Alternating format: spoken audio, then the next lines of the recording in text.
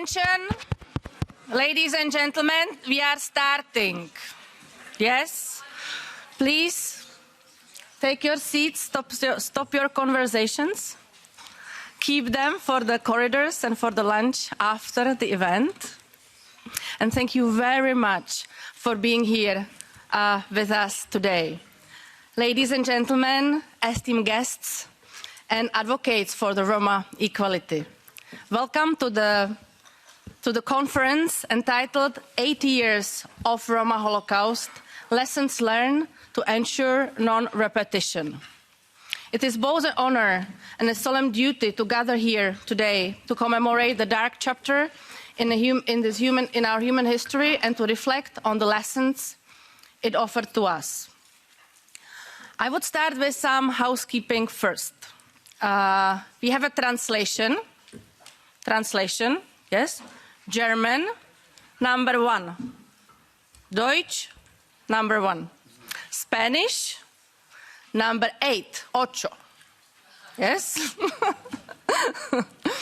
and English, it's on number 2. There is also an online streaming of this event, so please, you can find the link on the romaweek.eu under the agenda and under the information about this event. And please don't hesitate to share, spread the word, make sure that other people also can see and hear what we are talking here about, because we gather because of the important cause. And yes, so we are starting here. I hope you all have the translations. We are starting here the second day of the Roma Week 2024, the highlight of the Brussels Roma advocacy. And the Roma Week, it's an annual event coordinated by Brussels NGOs, in particular ERGO Network, which I'm representing. And it stands as a beacon for civil society organizations, European institutions, and international bodies to come together. It aims to shed light on realities faced by Roma, Sinti, and travelers across Europe, and to unite stakeholders to pursue the change.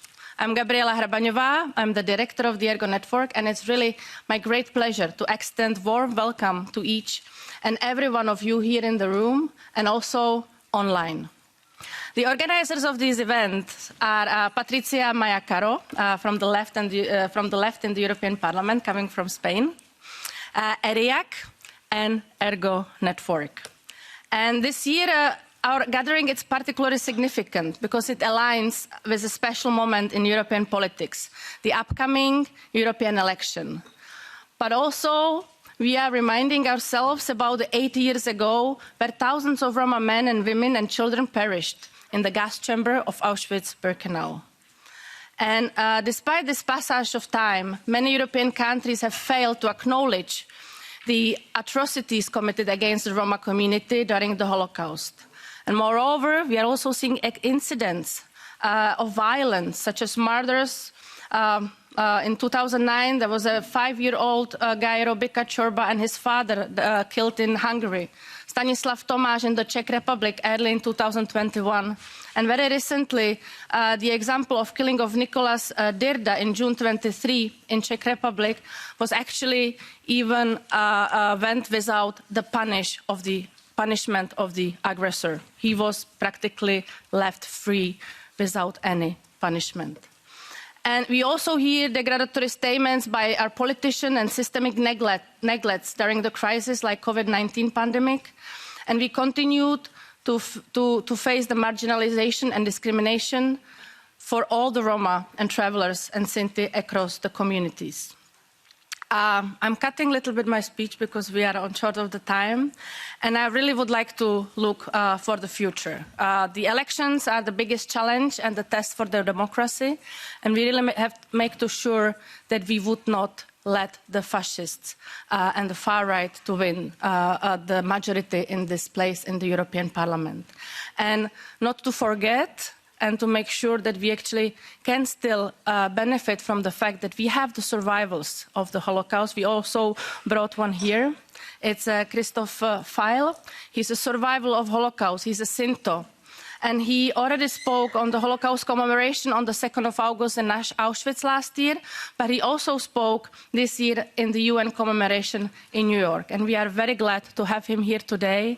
And please, the floor, it's yours. Kannst du anfangen. Du kannst anfangen. Kannst du da runter.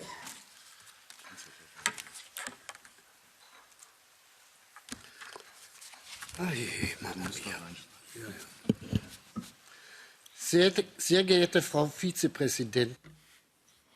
Dear Vice President Jourova, dear Ms. Caro, dear Ms. Post, members of the European Parliament, representatives of the European Commission and of the Council of Europe, the United Nations and the OSCE. Ladies and gentlemen, Lacho Divis Moshale and Joviale, that is the greeting in Romani, the language of Sinti and Roma.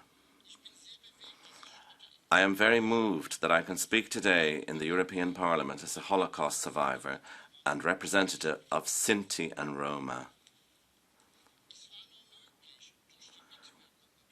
This was only possible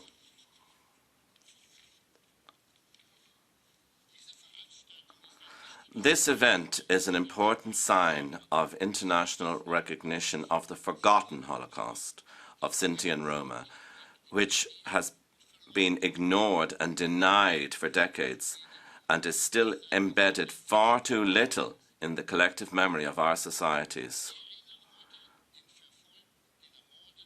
Today, we remember those who were murdered and those who survived the Holocaust, the 500,000 Sinti and Roma, and the 6 million murdered Jews in Europe under Nazi occupation. The Holocaust was the result of centuries of persecution. It was industrial murder of people purely because of their origin as Sinti and Roma, which were considered to be have lower value and not Aryan. They were meticulously eliminated by the authorities. It was only possible because of the indifference of the general population who tolerated the deportation and elimination of these people. Ladies and gentlemen, I am a Holocaust survivor and I'm a Sinto from Germany.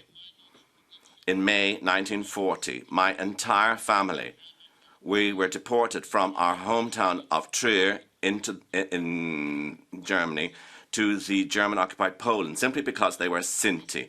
My eldest sister, Berta, was 12 when he was deported to the camps, and my youngest brother was only 3. My brothers and sisters told me that all the children, even the very young, had to do very hard forced labor in the camps, such as building roads and digging trenches. There was practically nothing to eat. Potato peelings were a feast, and if there was any dry bread, it was indeed dry, and it was shared up among everyone. We suffered throughout all of these years from great hunger, and we were also afraid of freezing to death or of being murdered. I myself, at the beginning of 1944, was born in the ghetto in Lublin. My mother had to wrap me up in a piece of cloth, and she took me with her to work, and in the winter months she placed me down in the snow beside her.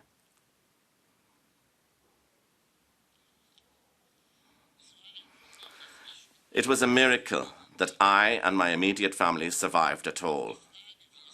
When asked how this was possible after 5.5 years in the camp, my parents said, Obaro deve un idebski dai mende.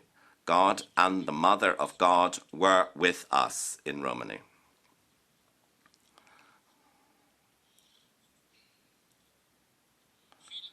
Many of my close relatives, on the other hand, did not survive the Holocaust. Many were gassed and murdered in Auschwitz.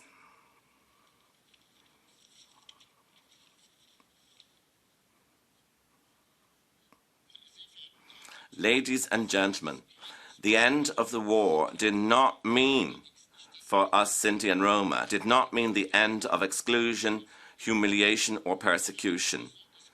I was particularly aware of this because my father, when he had an appointment with an authority in Germany in the 1960s, I always had to go with him. He was always afraid of the people who are now working in the offices and who had taken him to the camps way back then. My father recognized them all. And now they were in a position to decide whether or not to approve his applications. He was always terribly anxious and quick-tempered before every visit to a government office. He never went there without his walking stick. He wanted to use it to defend himself if he was attacked.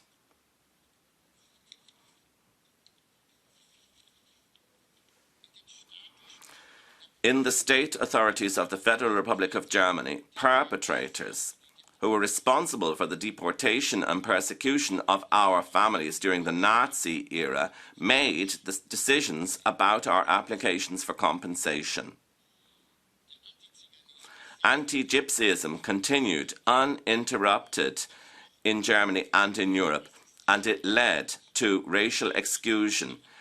Indeed, a form of apartheid against the largest minority in many European countries. It was only thanks to the courageous civil rights movement of Sinti and Roma, including many Holocaust survivors, but also from the following generation, that our minority was able to fight for recognition of the Nazi crimes and recognition as a national minority in the 1970s and 1980s. It took 4 decades for the then German Chancellor Helmut Schmidt in 1982 to recognize the genocide of Sinti and Roma under international law, with an official meeting with Romani, Rosa and the Central Council of German Sinti and Roma. The German Federal President, Frank-Walter Steinmeier, in 2022 described the continued injustice against Sinti and Roma after 1945 as a second persecution, and he asked Sinti and Roma for forgiveness. Ladies and gentlemen, it fills me with great concern when I see the rise of nationalism and right-wing extremism in the world today. My family and I have had to experience what racist hatred and violence can lead to. I myself experienced 2 right-wing extremist attacks on my person and my business in the 1990s. There are always crazy, obsessed and fanatical people who despise other people. People who persecute or kill other people because of their skin color, nationality, or because they belong to a minority, or even they kill them. We see this violent racism in Germany and throughout Europe today.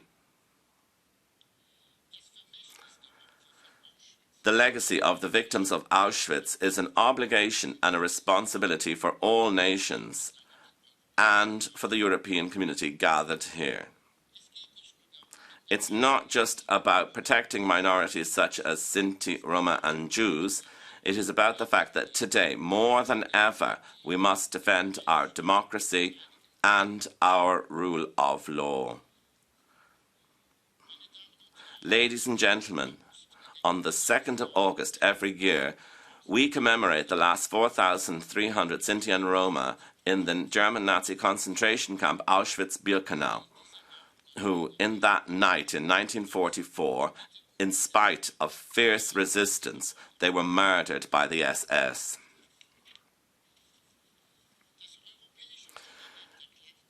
The European Parliament in 2015 declared this day European Holocaust Memorial Day for Sinti and Roma. in memory of the 500,000 Sinti and Roma who were murdered in Nazi-occupied Europe. This summer, we will be marking the 80th anniversary on the 2nd of August. This commemoration is of maximum importance for us survivors of the Sinti and Roma throughout Europe because it recognises and honours our fate.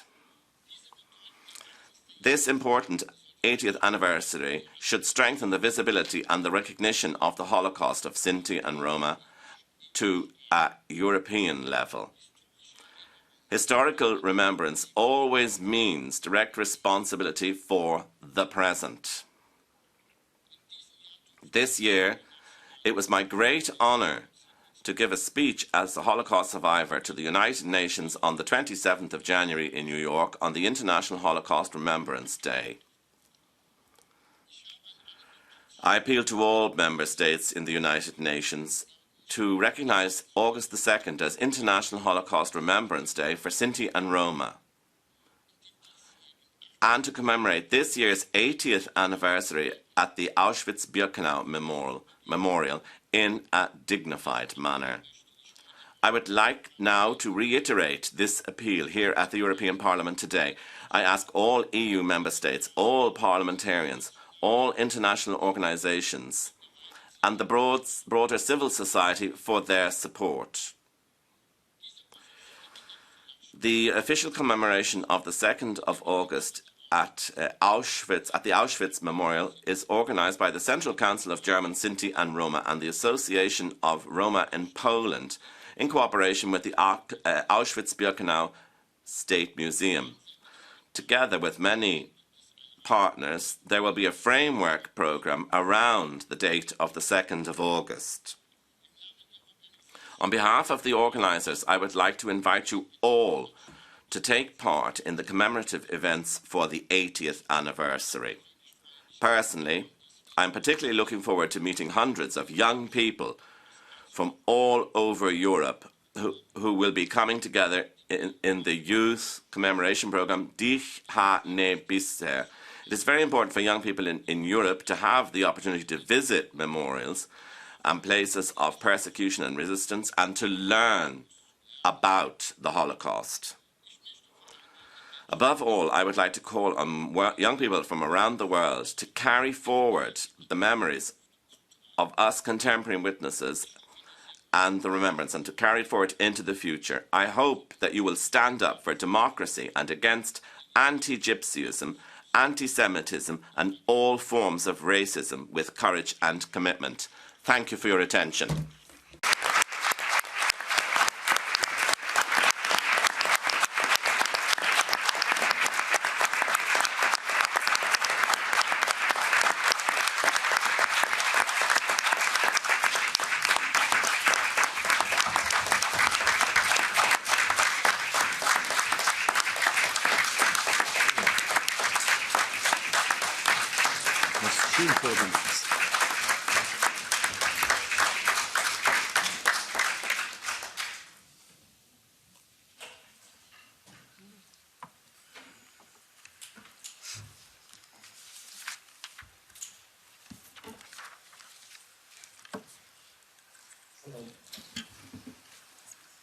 Hello, my name is Julius Rostas, and among many capacities, I am here in my capacity as senior researcher of the EQIPE project by ERGO Network. It is my honor to serve as a moderator of this high-level panel, having next to me friends and people that spent quite some time in promotion and defense of the well-being of Roma in Europe and elsewhere. For the beginning, let me say just a few words. Romani Holocaust continues to be denied in spite of all the evidences and statements by Romani survivors as we had right now. Our relatives resisted the extermination attempts by Nazis and their allies. Therefore, it is our duty to remember, to commemorate, and to make sure that this resistance was not an empty gesture. Besides commemorations, we have to make sure that Holocaust will never be possible. And we have to advocate and participate in policy making to make sure that the life of Roma and all the other members of society gets better, that we defend the human rights of Roma and stand up for equality and inclusion and human rights for all. This will safeguard and will at least ensure that Holocaust will not be possible. Now it is my pleasure to pass the floor to Ms. Soraya Post, one of the Romani advocates in Europe, who was behind 2 resolutions in the European Parliament where she served as a member of the European Parliament. Soraya, please. Thank you, Julius. Thank you very much. I feel quite comfortable to be in the Parliament again.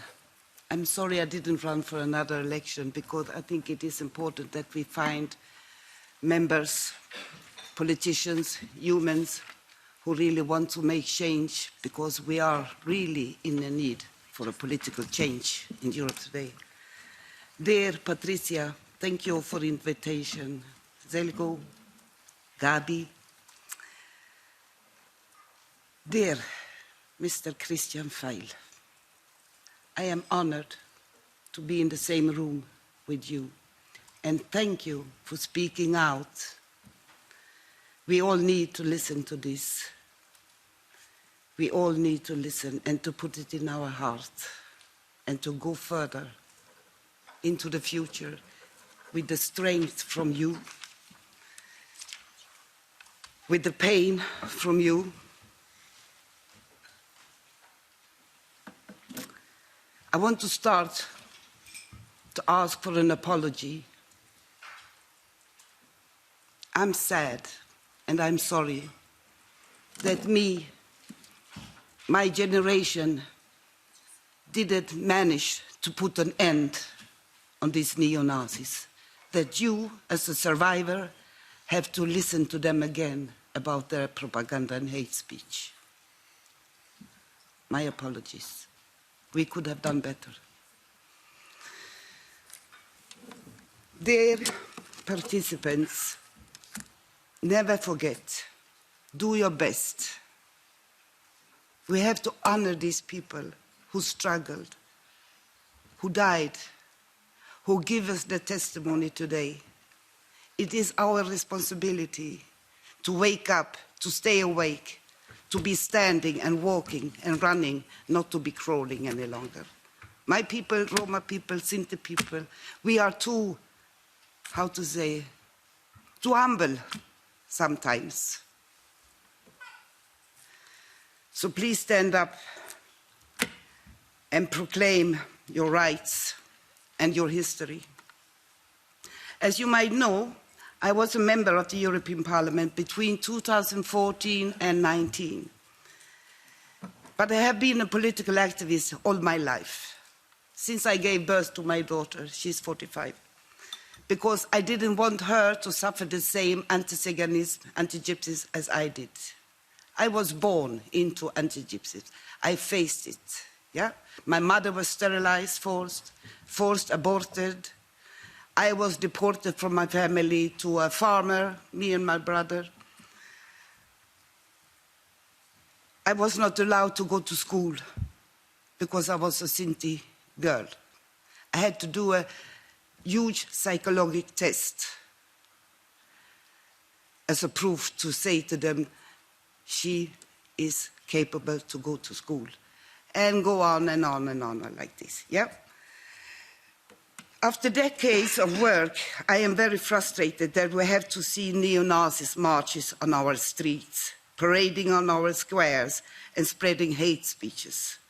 which is so easily causing further actual physical and verbal attacks on us and all the other victims of hate. And something just as frightening, neo-Nazis are getting elected into our parliaments and getting their language of hate and dehumanization legitimized. Sorry for my English. It was 80 years ago that the horrible crimes of the Holocaust happened.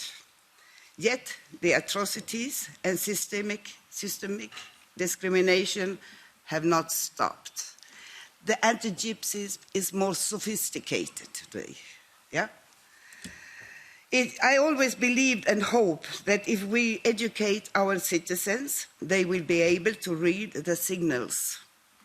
I hoped they will not tolerate the same propaganda and elect politicians into our parliaments who are spreading hate. But sorry to say, the reality seems to be different. Now, the EP elections are coming again. And although I really hope that no politicians of hate will be elected into it, I am sure that there will be many. Maybe they will be the third biggest political group in this House. And let us be clear about this. The EP is a very, very important lawmaking body. Without our efforts in this House, we would not have 2nd August recognized at the European Roma Holocaust Memorial Day. We would not have an official call on the member states to recognize the genocide and other forms of persecution of Sinti and Roma.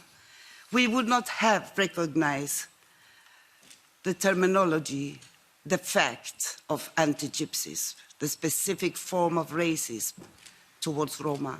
It was in the same resolution.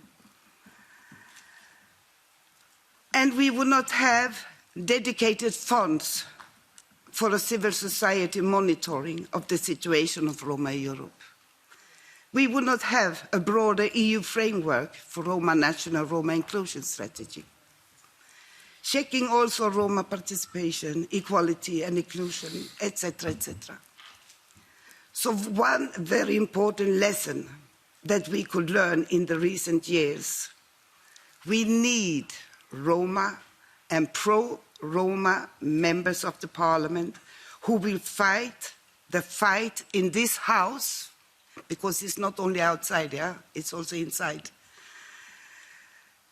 in the coming 5 years. You have to create alliances. You have to make compromises. But you have to have a focus, a clear strategy, who are important. Yeah? You have to, I chose the 2nd biggest group in the parliament because I thought I have to have them with me. Yeah? So these people, these MEPs, they will do their best to ensure that EU laws will not ignore our reality and who will keep on pushing for our equal rights. So the task for everyone here is to go and cast their votes between 6th and 9th of June. This is an obligation. You have to vote. And you have to spread the word to your friends, relatives. Go and vote. And I mean, of course, both Roma and non-Roma. And access, and I mean, it's important to exercise your democratic right. We in Sweden, we didn't have the right to vote until 1965. Yeah. And another important lesson is there is still little knowledge among the European public about the Roma Holocaust. And as I already said, education is one key.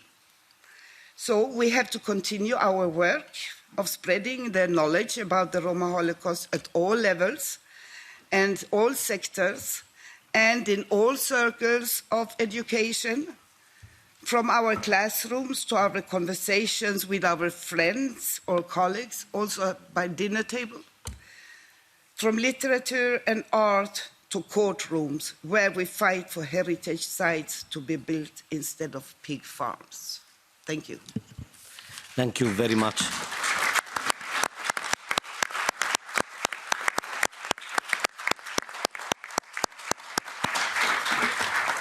Thank you very much, Soraya. I'll pass now the floor quickly to Mr. Kristi Michalake, head of the contact point on Roma and Sinti issues at the OSCE Office for Democratic Institutions and Human Rights. Kristi, please. Thank you, Julius. Dear Mr. File, distinguished participants, I would like to thank the organizer for the invitation to briefly introduce the work of our institution on the occasion of this high-level event marking 80 years since the Holocaust and genocide of Roma and Sinti during the Second World War. And let me start my brief speech by acknowledging the essential contribution of Mr. Romani Rose and of the Central Council of German Sinti and Roma in their tireless fight for the recognition of the Roma and Sinti genocide in Germany and at the international level. Indeed, in 2015, the European Parliament, these institutions where we are today, passed the resolution marking it the 2nd of August as the European Memorial Day, but it was for the fight that I mentioned that led to that. So let us be grateful for that.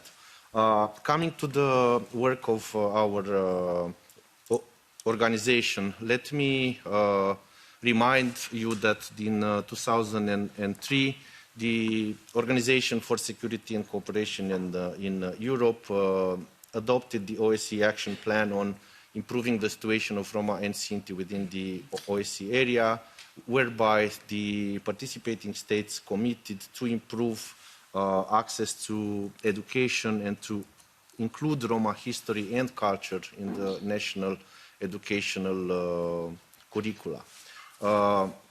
I will also stress that we in ODIHR continue to implement relevant activities aimed at increasing awareness and teaching about the Roma and Sinti genocide and to support countries across the OSCE area in remembering the Roma and Sinti who lost their lives during the Second World War and in helping to raise awareness of the egregious consequences of racist ideologies based on intolerance and hatred.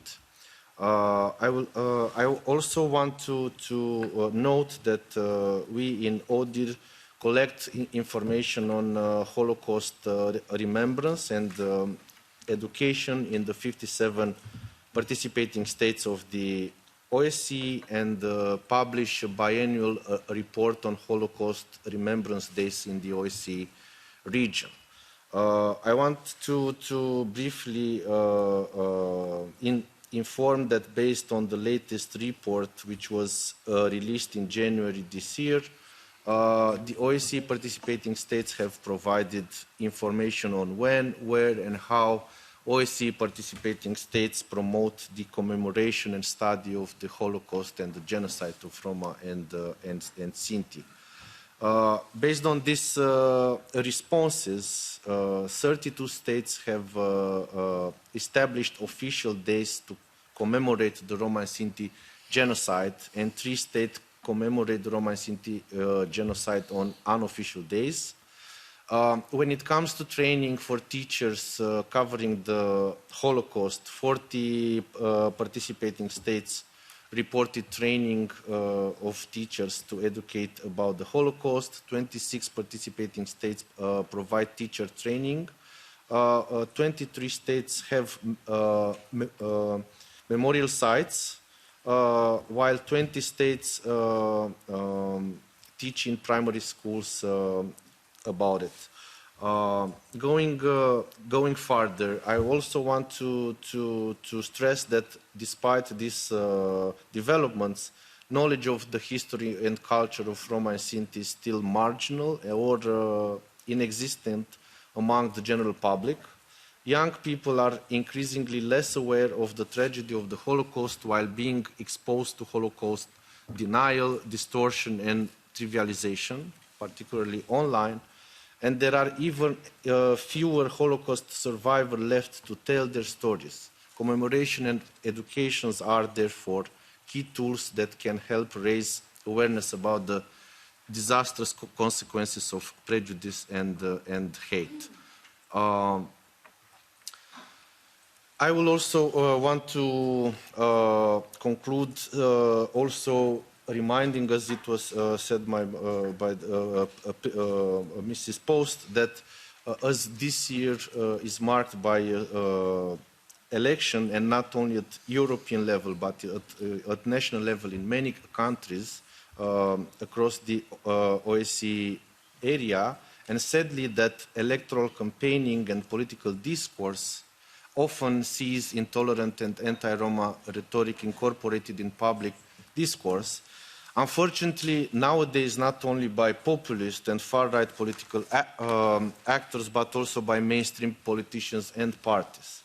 And this poses serious challenges to the effective participation of Roma and Sinti in public and political life, and create further risk for social cohesion, exacerbating the exclusion of Roma and Sinti.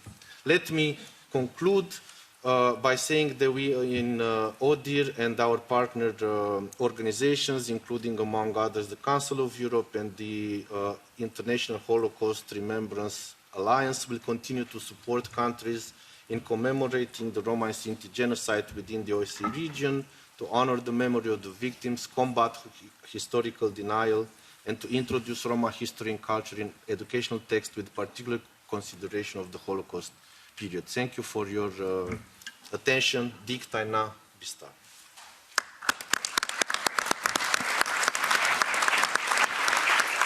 Thank you very much. I'll pass the floor to Mr. Claude Kahn, Human Rights Officer, Office of the United Nations High Commissioner for Human Rights. Claude, please.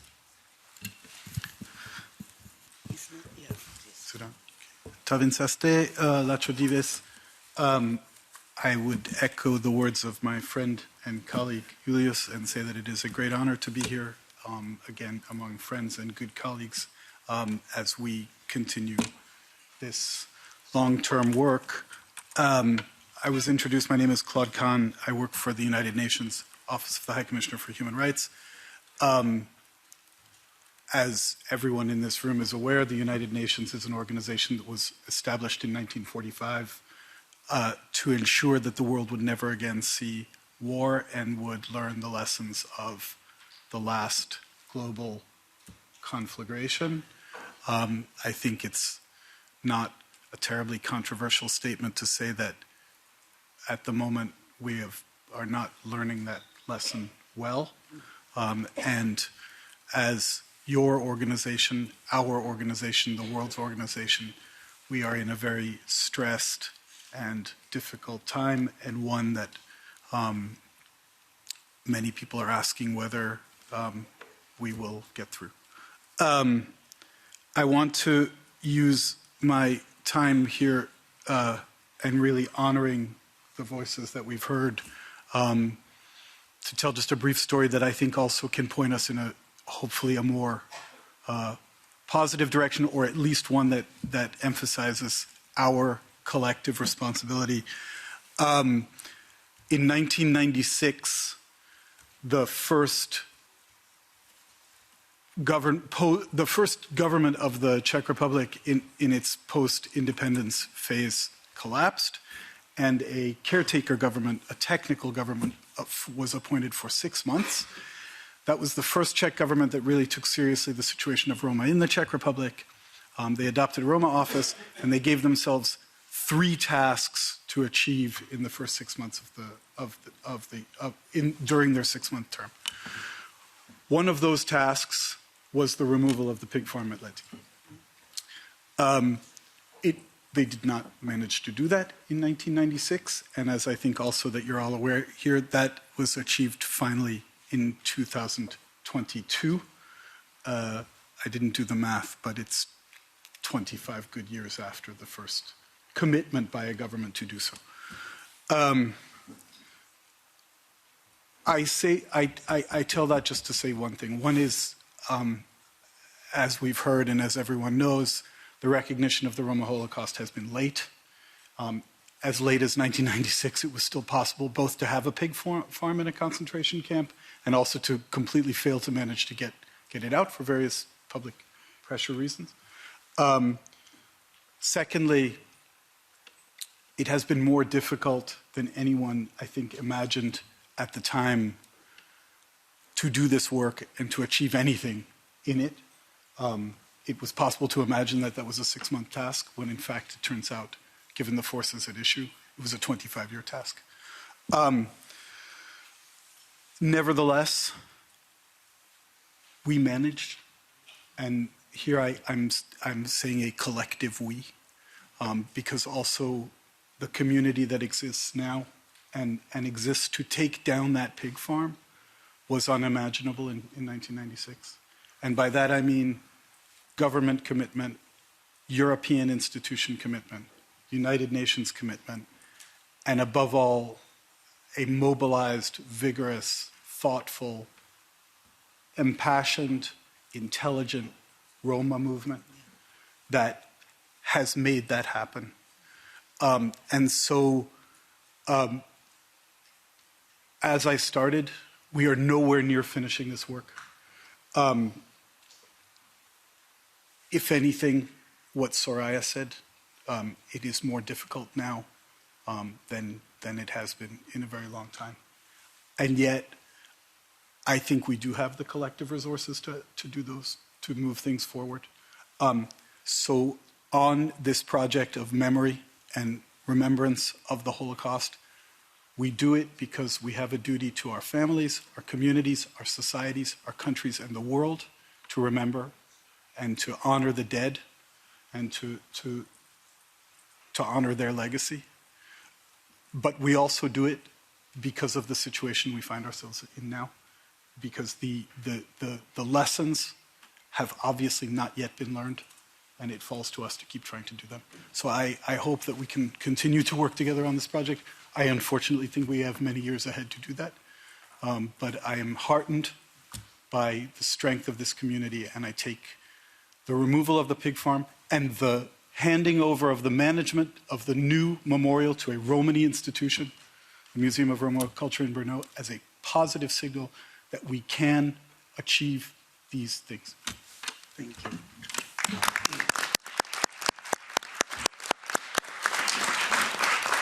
Thank you very much, Claude. I'll pass the floor now to Mrs. Eleni Tsetseku, head of the Roma and Travelers Division at the Council of Europe. Eleni, please. Thank you, Julius. Dear participants, dear Patricia, dear Mr. Pfeil, it is a great honor to be sitting here in this room and to listen to your story. You mentioned the forgotten Holocaust, and we are all wondering why. We know why it took so long. Why only in 82, why only in 22 at the Council of Europe we adopted a recommendation on teaching Holocaust in the schools, on remembrance. And we all know the reply. It is because of the anti-Gypsyism, that it is still persistent. And it is thanks to the determination of some brave Roma activists. It was already mentioned, Romani Rose, but many others, that they kept this memory alive. And now 3 words come to my mind when we are talking about what we should do. First of all is recognition, and we are still not there. In many member states, the Roma Holocaust is not recognized. It's not officially recognized. Remembrance. And then education, and there is the biggest challenge. It is still a challenge for us at the Council of Europe to get the Roma Holocaust to be taught in the schools. So, and we mentioned also the extremists. Soraya, you mentioned this, but what is more dangerous? More dangerous is the silence. And the silence is this that kills. So, and the Council of Europe, like the United Nations, was founded in 1949. So we don't see again the horrors that we lived during the Second World War in Europe, and I don't think we succeeded on that. But this is our role, to advocate, and the role of each of us is also to keep the memory alive and to pursuing that the education of Roma Holocaust becomes a norm. Becomes a norm. So, Soraya asked me before we start, what are the lessons learned? It was the question. And I think one of the lessons learned is that when one group is singled out to be target for a mass murder and mass extermination, human rights abuses, no one is safe anymore. No one else. So at the Council of Europe, and I will be very short on that, it is not a shopping list of what we are doing, but we have an observatory on history teaching in Europe, a very important tool that member states have to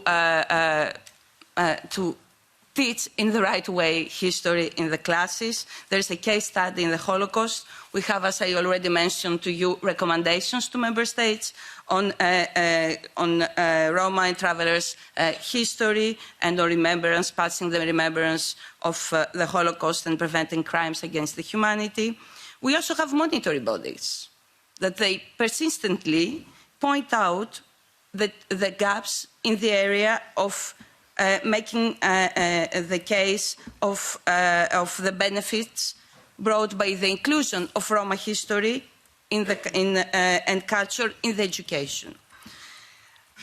So I would like just to mention a last work that we developed now together with the European Commission, DG Justice, ERIAC, and other non-governmental organizations. This is a joint project on remembrance education. This concerns only the Roma Holocaust, and this project, I'm sure Sabols will speak about, but it has three main axes. We are going to build a coalition, which is very important to ensure that all international organizations were working on the same line. We are going to raise awareness and capacity building, which is very important for the authorities and the media, especially to get to know about culture and history. And last but not least, to promote the inclusion of the Roma history and Roma Holocaust in the school curricula and teach materials to become a norm. So I would like just to end by saying to Mr. Feil that it's our collective responsibility to fight, to tell the story, and to include the teaching of Roma history in the school's curricula. And we promise you we'll work for this. Thank you.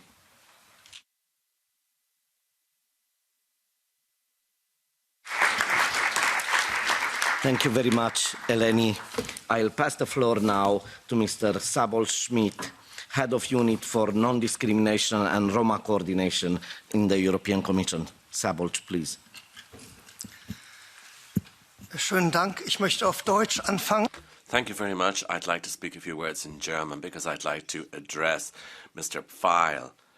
And on behalf of the European Commission, I would like to thank him profoundly and present our recognition to him for having come here to bear witness to the tragedy that you and your family lived through during the Holocaust period, but also since the Holocaust period.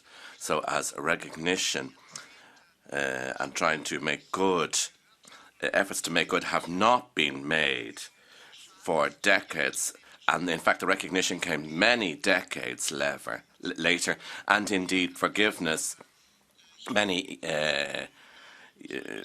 and so thank you so much for coming here, bearing witness to what happened, and telling us about your own personal family tragedy.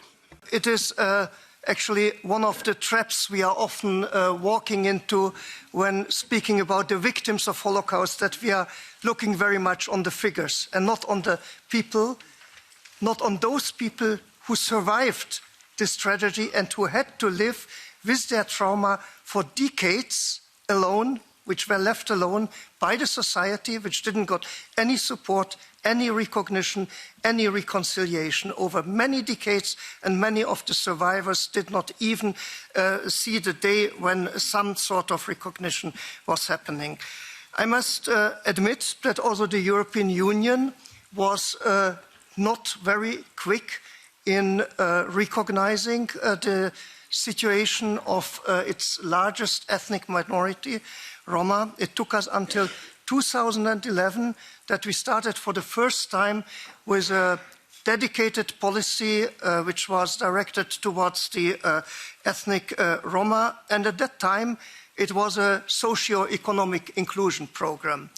There was hardly any word about non-discrimination, not to speak about anti-Gypsyism and past crimes. Grace to the help also of the European Parliament, I think we could now constate that we have a paradigm shift. Back in 2020, when we came up with a new EU strategic framework, we have identified together anti-Gypsyism as one of the underlying causes which hampers any progress. And if you look in today's strategic framework, there you see very clearly that fighting and preventing anti-Gypsyism is one of the pillars on which our strategy is built. This is new, and we are very grateful to the support that we received from civil society organizations, from the parliament to push for this direction, which has ultimately been acknowledged. For us as the executive, it was very important to put in place a program which is then also implemented by member states, and where we also have the possibility to get through concrete actions the commitment of the member states and the possibility to monitor what is happening. Now, when it comes to the broad topic of anti-Gypsyism, the Holocaust remembrance is, of course, one of the most important elements. We heard it from several of the speakers that when speaking about the Holocaust, the broad public in general is hardly associating the Holocaust with both victim groups. Often we are in a situation that the genocide committed against the Roma during the time of Holocaust is simply not known, or is even ignored, or even denied. That is the factual situation in which we are still today, 80 years after the crimes were committed. So that's why for the Commission it was very important to concretely also name what we are expecting from member states to happen. And one is indeed the marking of these important days, like the 2nd of August. And we are very grateful again to the European Parliament. And actually in person it was Soraya Post who made this initiative to make the 2nd of August the Roma Holocaust Memorial Day. We are very much pushing for that. We are expecting member states also to commemorate this day, to make it a special day, but also when speaking about the Holocaust in general, to always be attentive that there are two racialized groups which were targeted by the crimes of the Holocaust and were subject to the genocide. And the other is, of course, also the constant work to develop the curricula in the schools, to raise public awareness, to make sure that the memorial sites are complete and approaching and containing, of course, also all the victims of Romani origin. Now, you will ask yourself, how is it working in practice? And I must say that member states have all committed to this program, but we see that much more needs to be done. And that is our clear message to the member states, that they started on a good direction, but we need to do far more. We are also supporting, of course, on our side.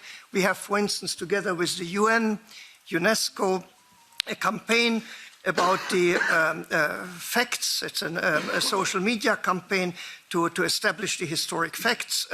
We are also providing a lot of financial support for remembrance. So for those activities of NGOs, civil society organizations who would like to come up with projects, we have calls. One is now open. You can apply for that, and we have even beefed up the financial envelope. And last not least, just to mention, we are very proud that this coalition that Eleni was just referring to, where the German Central Council of Sinti and Roma, together with ERIAC, together with the Council of Europe, and with the support of the European Commission, is about to form a true European coalition on Holocaust remembrance and education. We are very optimistic that this 80th anniversary will already see far more member states participating. To sum up, I would only like to state once more that the Commission is very much aware of the danger of forgetting about the genocide committed against Roma during the Holocaust. And we will do our utmost that the historical facts are not blurred, and that it becomes a common and widespread knowledge that the genocide during the time of the Holocaust was directed against two racialized groups, Jews and Roma.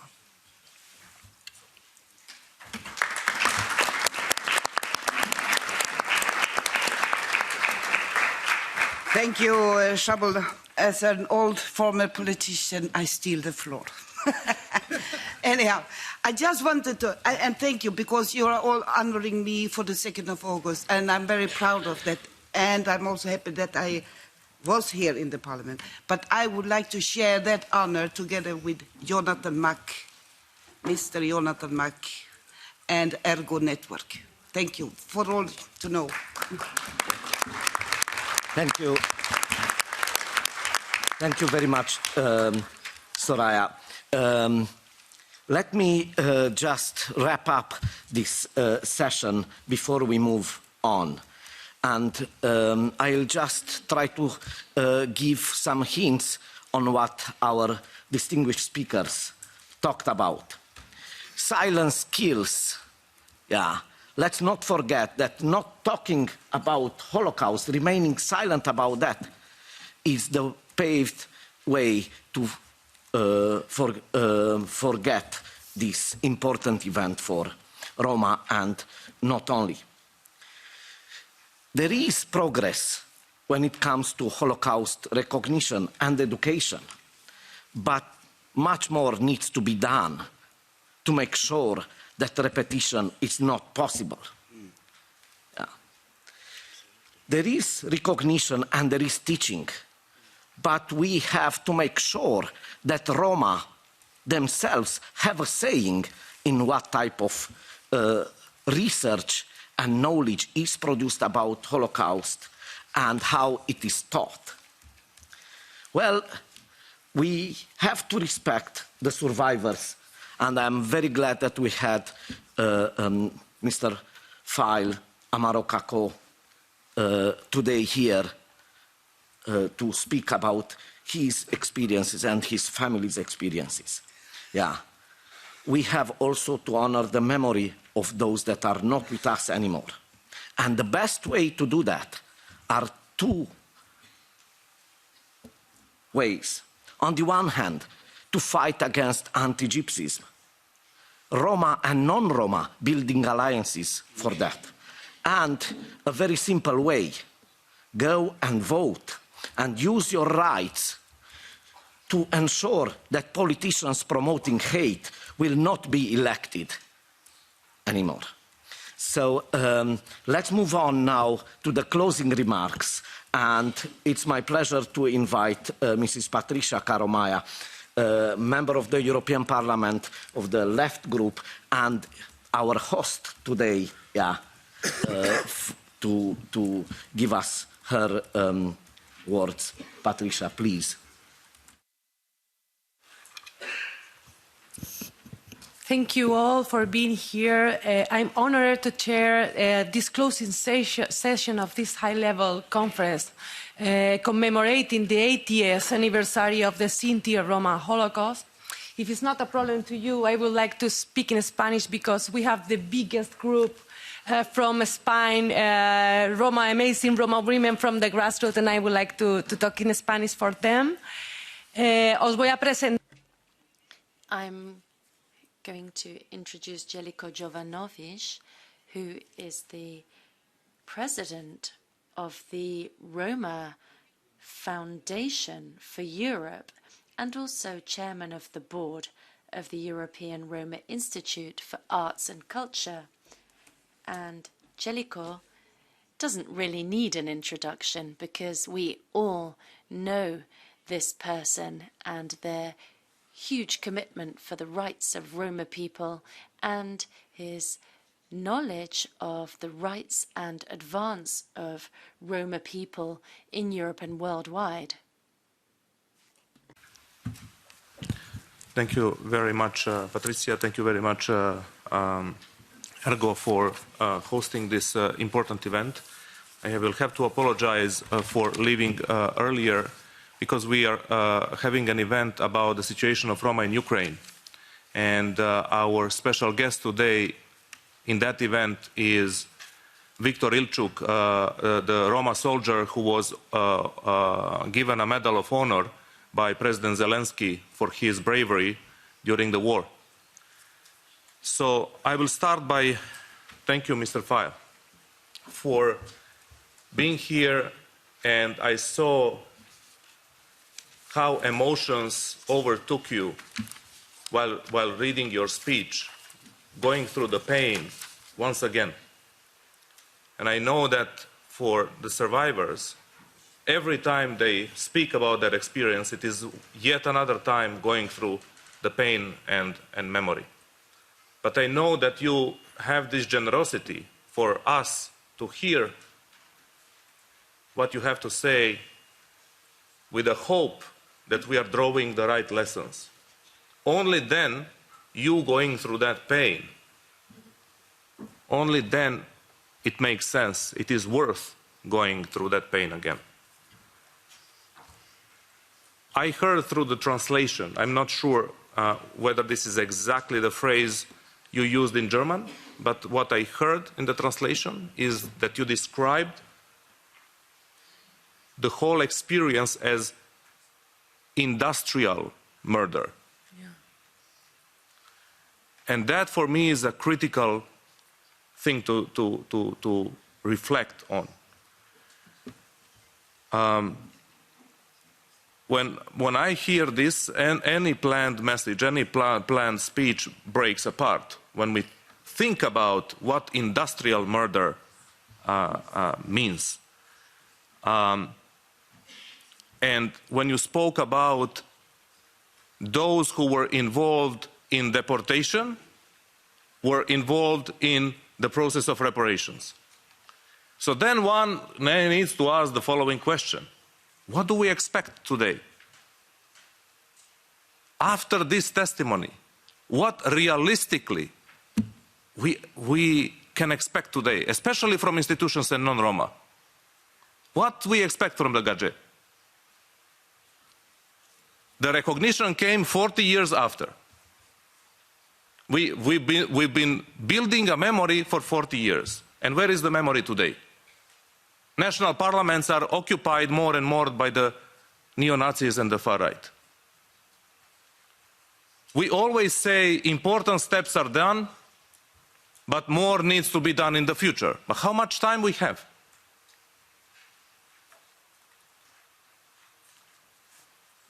Learning from this kind of testimony and hearing these words, all over again from all the institutions, whether they are governments, they are European institutions, international organizations. Everybody says more needs to be done. And look at the resources that we have to do more for memory. Compare the resources that far right has just for Facebook ads and the resources that we are given to build the memory. The resources we are given to build history books. The resources we are given to build monuments and memorials. What do we expect? Then the next question is, what do we expect from ourselves as Roma?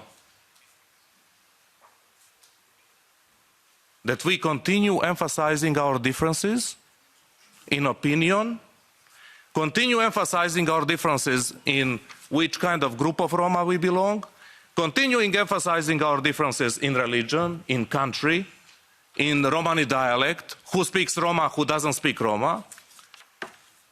The least, I guess, those who were murdered and who survived, at least they expect from us to learn how to build a compromise among ourselves, to learn how to work together.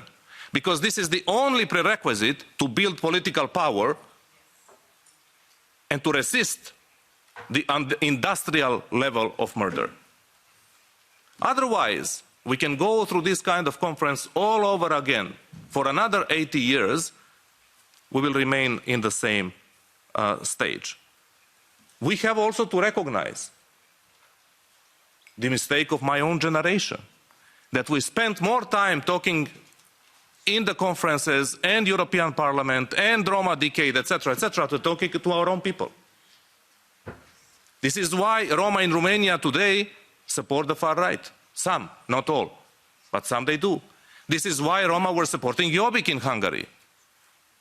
This is why some Roma migrants support AfD and others in the Western Europe.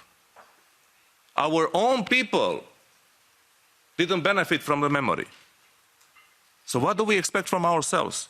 The only way is to build political power. Of course, one can say, if we had political power, could we stop the Holocaust? Of course not. It was too late. When Hitler started attacking Poland and other countries, it was too late. But we still have some time.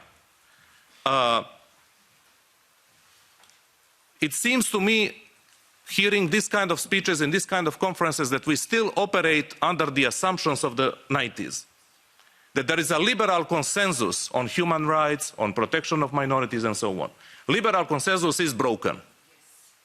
It doesn't exist anymore in our societies.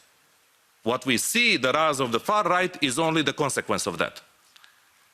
So when we realized that this consensus is broken, it means we even more need to look at ourselves and how we can build political power among ourselves.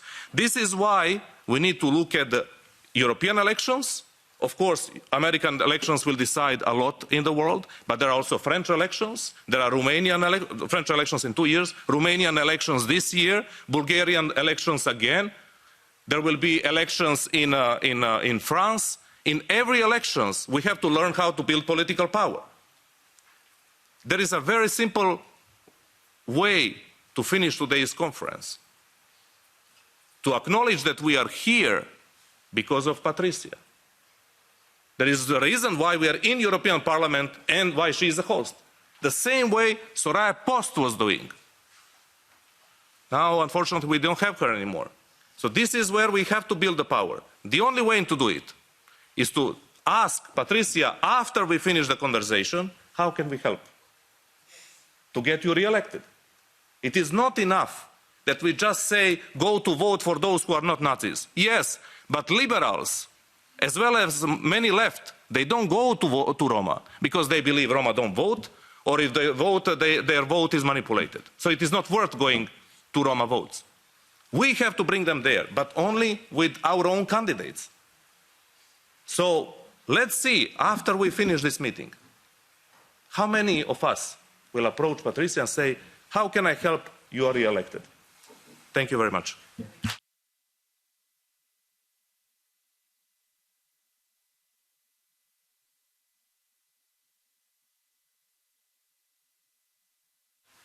Thank you, Jellico, for your amazing presentation. Please use the headphones because I'm going to talk in Spanish. Me gustaría mucho.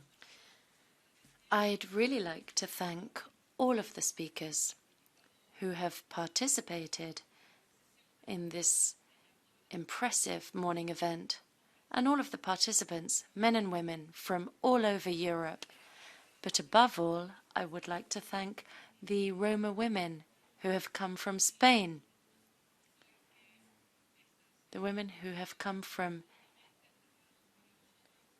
places to this Parliament, which is often closed to you. So thank you very much for coming here and being with us. We're honored to have you with us. Above all, however, I would like to thank Christian Pfeil. Thank you very much for coming here from Germany.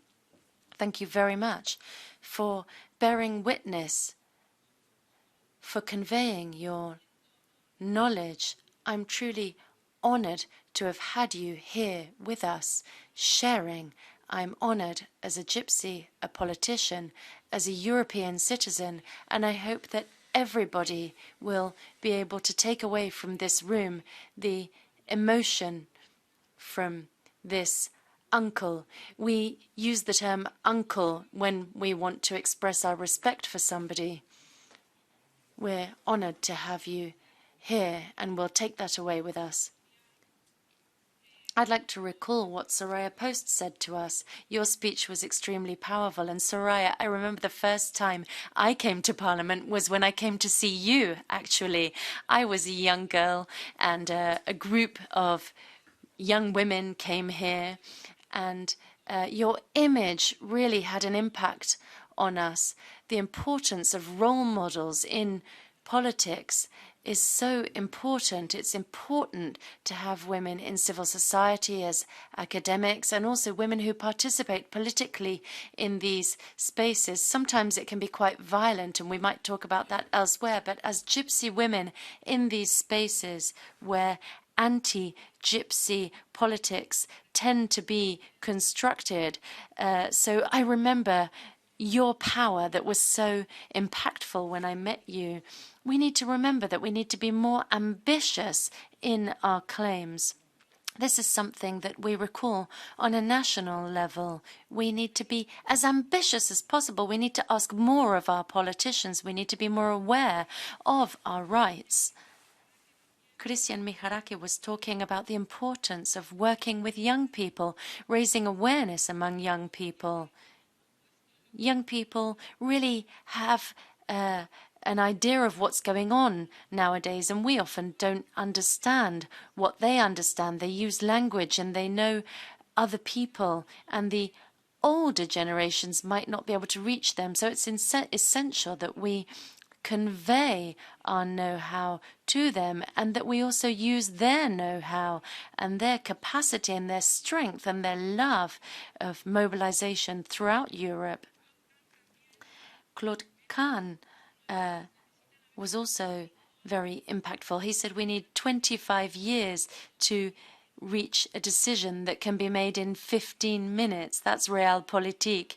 Working, suffering, crying, not sleeping, getting really annoyed and frustrated, taking advantage of breaches throughout 25 years to ensure that a decision taken by someone who might wake up in a good mood actually takes that decision. Politics is really hard, and I was saying that this morning with my colleagues from Spain.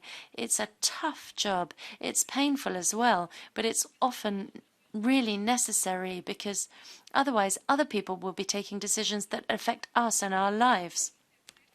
Eleni Tsetsekou mentioned the importance of the main barrier when it comes to the recognition that we deserve and that's our right, tends to be anti-gypsyism. That's the main barrier. That means that the person taking the decision doesn't want to use those 15 minutes to open a door that enables Roma people to exercise their rights on an equal footing with others And you also spoke about silence. I'm often more concerned about the people who remain silent than the people who speak. Often,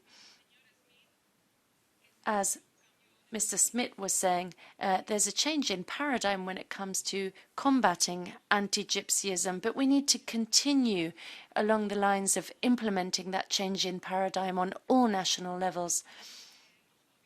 Above all, national governments need to shoulder more responsibility when it comes to implementing that European framework. But we need to keep working along those lines. How much time have we got? Was said here. But we need to keep working because actually Roma families are continuing to be killed. Many women in hospitals often experience violence. Sometimes their children are killed when they're giving birth. So we don't have much time. I think we're a bit late. So we all need to agree to hurry up, pull our socks up, and make more progress at a time which is really important. We need to think about what's going to be happening during the next period of time, up until 2030, a period of time in which millions of Roma people are waiting to see what decisions are taken regarding their lives. Coming back to the matter of memory, I'd like to talk about Hannah Arendt, an intellectual, and I adore her. And she said something really strong that had a huge impact on me when I read it. She said that when we don't know our collective history, that collective history becomes our personal destiny and causes our death because of our lack of experience. So ignorance of our history generates the revenge by that history on our own destiny. And indeed, it can cause our death because of ignorance. And that's why we have to know about our memory. Memory tells us who we are, and it delineates the contours and limits of our identity. I wonder what the identity of the European Union is without the history and identity of Roma and Sinti people. What is collective memory?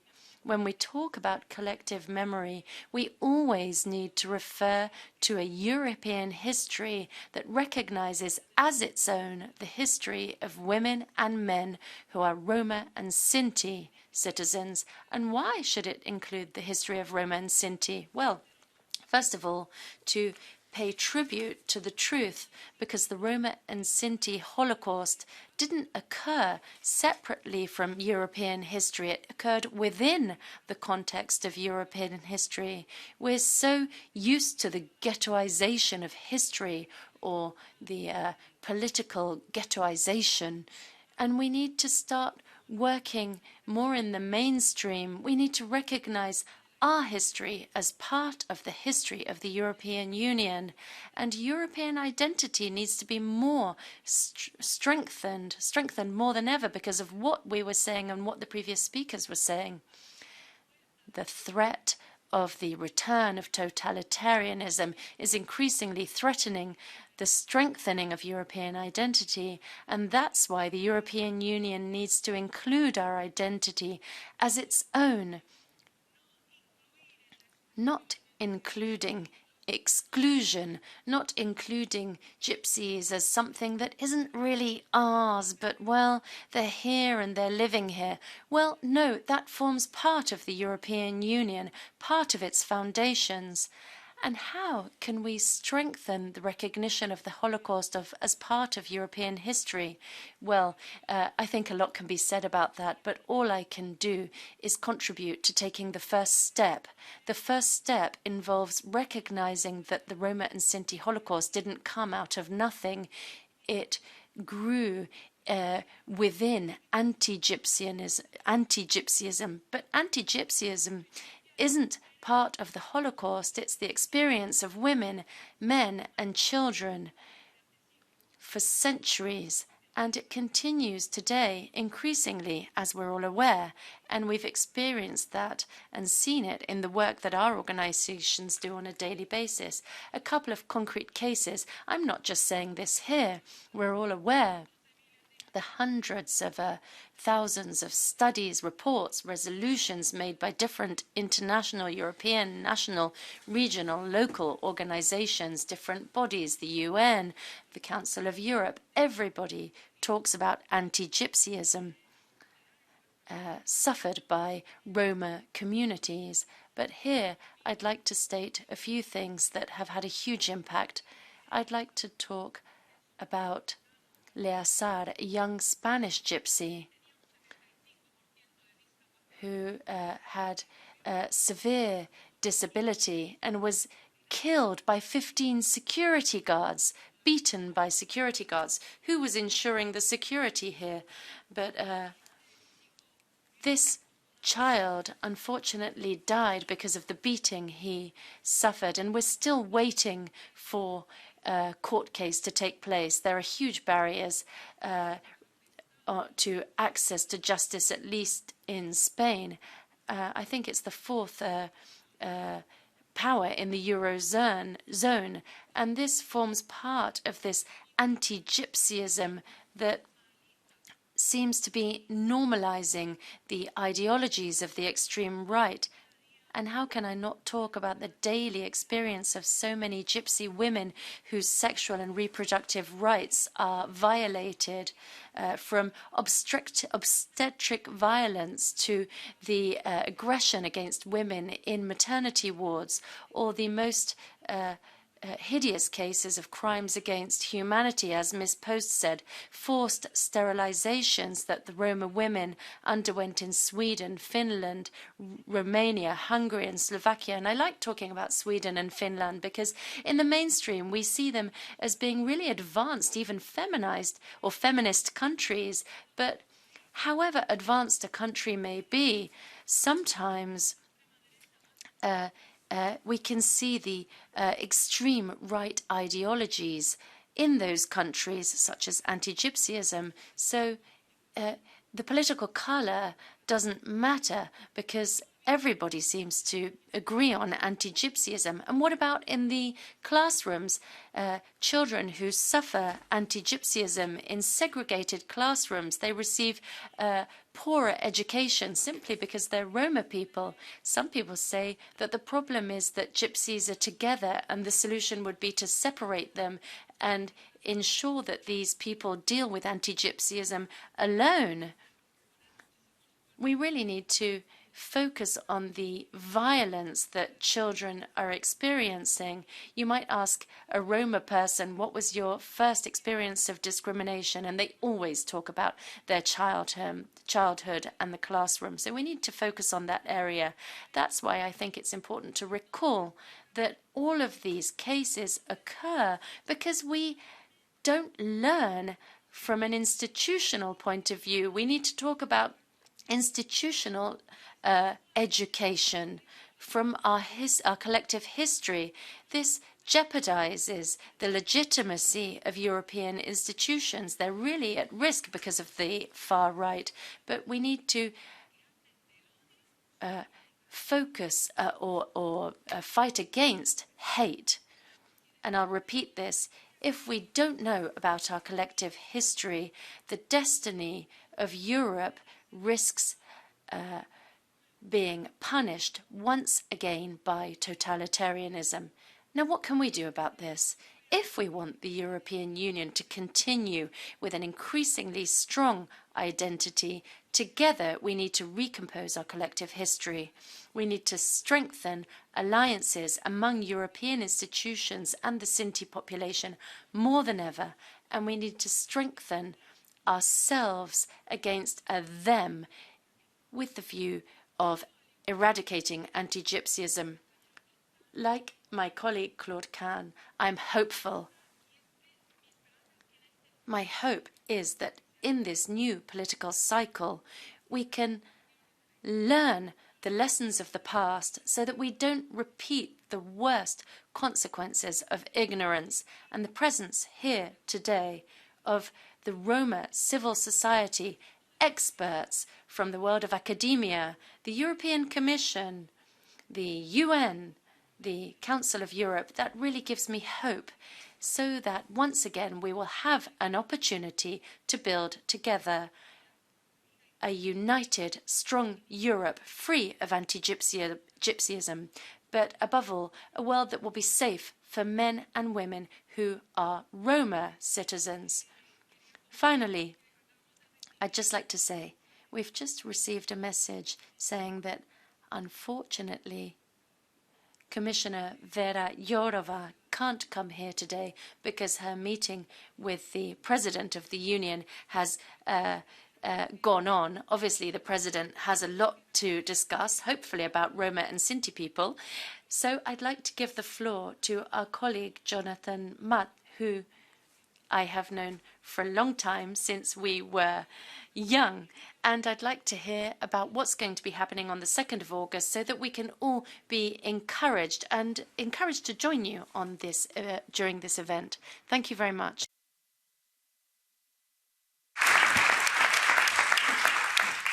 Thank you, Patricia, to have the word on behalf of the Central Council of German Sinti and Roma that will organize this summer, together with the Association of Roma in Poland and in cooperation with the Auschwitz-Birkenau State Museum, to organize the official commemoration for 2nd August.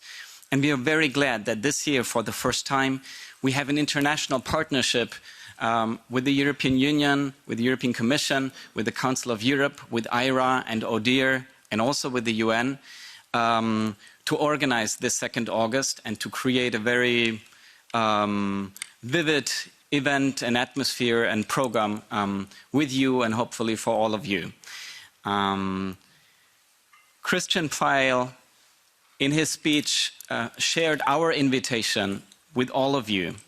And I want to emphasize this again, so please save the date and contribute to spread the message from now on. This is also this important event for us, that from today also we want to launch this message, this campaign, that this year we are looking ahead at the 80th anniversary of 2nd August, the European Holocaust Memorial Day for Sinti and Roma. And I'm emphasizing this title because when you spread the message, please spread this title, spread this message. Until today, there seems confusion, and a lot of people continue to use the title to refer to 2nd August in their national languages as 2nd August, the liquidation of the Gypsy camp. And I want you to be aware, liquidation is a Nazi term. And the Gypsy camp is also a Nazi terminology. So when we build this message, we need to be aware of that. And we came to the conclusion that we need a dignified title that gives recognition to this day. And this title was recognized by the resolution here in the European Parliament in 2015. And the title is, and this is the title we are using, and we hope to use in all different languages, so you can also translate, is the European Holocaust Memorial Day for Sinti and Roma. Now, what is important this year? This year, the 80th anniversary, is probably the last big commemoration when the Holocaust survivors will be with us in Auschwitz. Christian Pfeil will be with us. He was with us in the last years, and several others. This year, we expect thousands of people from around Europe, many young people coming with a program of Dikina Bister and the Turnipe Youth Network. But what is very important is we are inviting the national parliaments, also the European Parliament, but we all know the difficulty we have with the elections, and the European Parliament will only start the session in the middle of July, so this is not something we can plan. But the president of the German parliament has already confirmed participation. We expect the president of the Polish parliament, and we will invite, also with Council of Europe and all our partners, we will invite the presidents of 46 European countries, of the national parliaments, to come with us. And this is an opportunity for all of you, because there is something that all of you, all of us, can do in order to contribute to 2nd of August. You can already now advocate your parliaments, your allies, your friends, people who you believe that can contribute and that are active to build the recognition of 2nd August and the recognition of the Holocaust of Sinti and Roma. You can build a national delegation of parliamentarians, of representatives of the government, of representatives of Roma and Sinti civil society and all allies. And you can have a delegation and come to Krakow and to Auschwitz. We will provide you an interesting program starting on the 31st July evening, but on the 1st of August and especially on the 2nd of August. We will share this as soon as possible. Save the dates will be sent out. But if you want to be active, you can also initiate a resolution in your national parliaments. You can advocate for statements by the highest level of your national governments, because this work for recognition is still ongoing, and it's important. This is not done by one organization or by the international organizations. This is something that we all need to take into our hands and work together, as we all know how important this is for all of us. Thank you so much, and also would like to share the word with our young partners of Dikina Bistar, our youth program. And I want to give the word for 2 minutes to Isabella Tiberiade.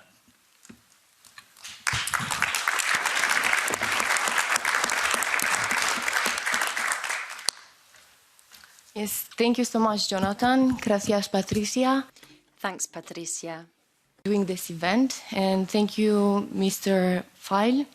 It's really important to learn from you across the years, and especially to see your beautiful invitation for the youth to participate and to be involved and to learn from the past. I'm very nervous to speak in such audience and high level.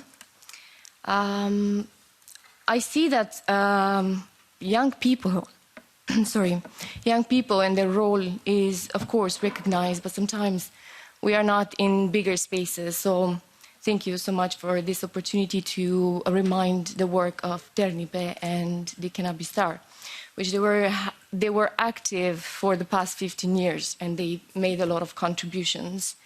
For me, it's very emotional, this moment, because my grandparents were survivors of the deportations, and my uncle just died recently. So I'm sorry for my emotions. I would really, really appreciate, I want to say that I appreciate the words of Mr. Schmidt, talking about reconciliation and mentioning the youth, as well as Mr. Kristi Mihalake. Dikina Bistar has been very, very active, and I think this is a very important title of this event, 80 years anniversary and lessons learned to ensure non-repetition. It's very important to understand that these lessons are already happening, but we don't know how to apply them. And youth have been doing a lot of work, and this is a moment that is very important for us to mobilize ourselves also for working on the anti-Gypsies attacks and far-right wing crimes that are connected to the victims of the Holocaust, to Roma who are affected by this. So I think this should be also included in remembrance movements. And on the invitation of Mr. Jovanovic to ask Patricia for help, we youth are here to help, and we would like to be more invited, more included. And Ternipe and Dikina Bistar are an important source, and also on his on his concern on time, how much time we have. I think time is enough if we use it. Thank you so much. And also, I'm really, really sorry. This is an important moment to invite all of you and youth and organizations to be part of the 2nd of August with us in events. Thank you.